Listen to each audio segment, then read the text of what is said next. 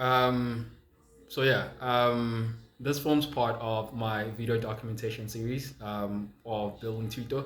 I think within this documentation series, I'll be focusing on building an AI application, the challenges that are faced with building applications like this. Yeah, I think to kind of start off, I'm not even sure at which version I'm at of iteration. I think probably 4 or 5.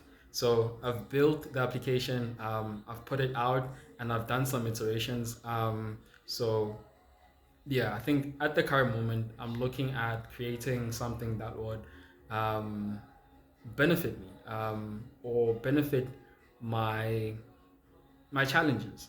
Um, so I think looking at or hearing what people cry about in most of the cases is that they want to learn, but they are not sure where to start. Um, I think the internet is a beautiful thing, but it has all this information that it becomes difficult to know where to start, and especially for a beginner. So a lot of people want to try out programming, right? A lot of people want to try out, I think, AI. Um, a lot of people want to try out cybersecurity.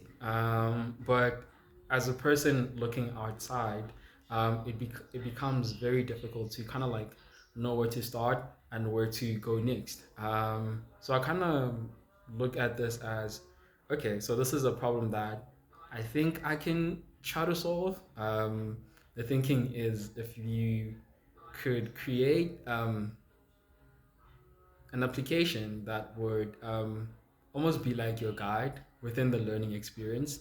Um, and it'll help you throughout that learning experience. So, for example, I think I'm interested in learning about economics, right?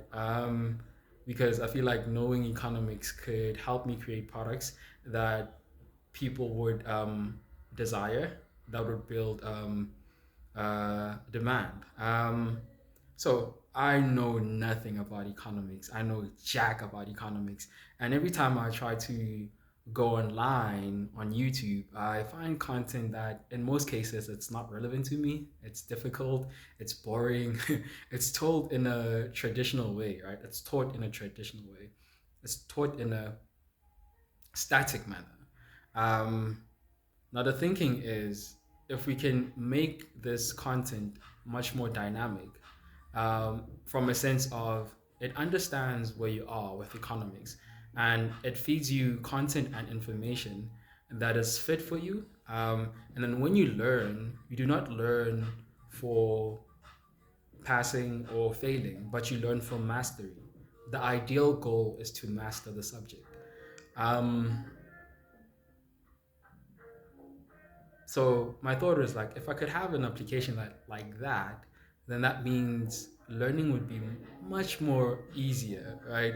Because it'll know my strength, it'll know my weaknesses, it'll recommend content for me, even when I'm just chilling. Because I think there's something else that I've noticed, right? It's like, it's like social media has been used for leisure, right? If you can look at it like YouTube is mostly used for leisure. In some instances, it's used for educational purposes, right? Um,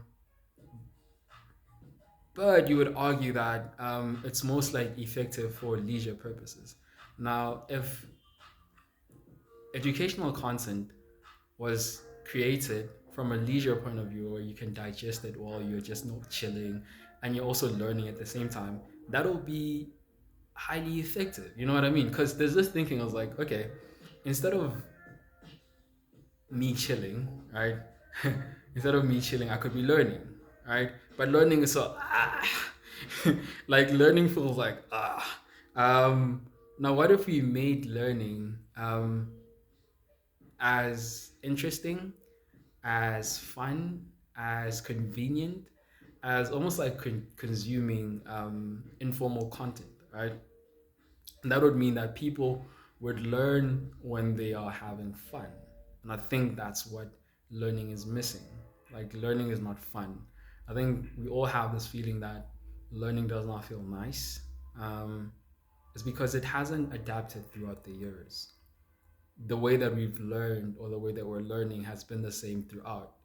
Um, and if we could adapt it to the modern ways, because when you look at how social media has affected the world, um, people are learning. You know what I mean? Like people on TikTok are learning. People are learning about politics from TikTok videos.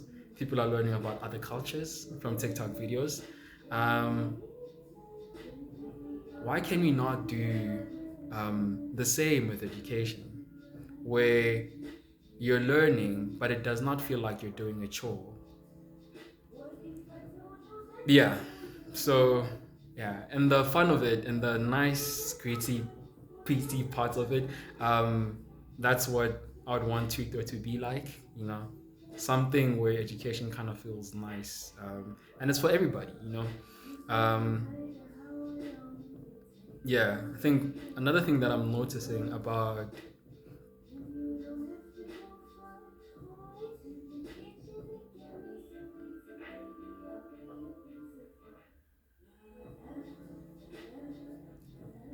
the way that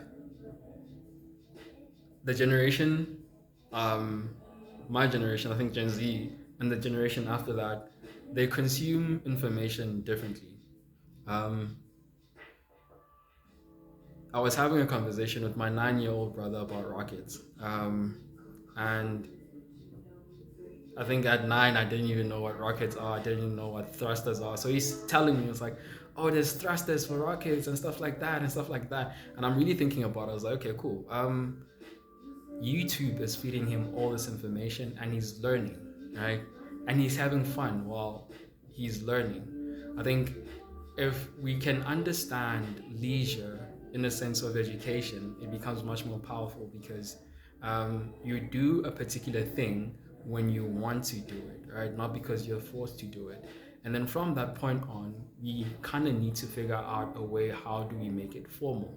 So from that point on, you could say, okay, if a kid is interested in rockets, how do we challenge his thoughts? How do we challenge his knowledge and understanding of that topic? I don't think within the current school he'd be challenged within the current schooling system. Um, if he could have an interaction with an AI system that knows his habits and um, yeah, I think I'll close it here.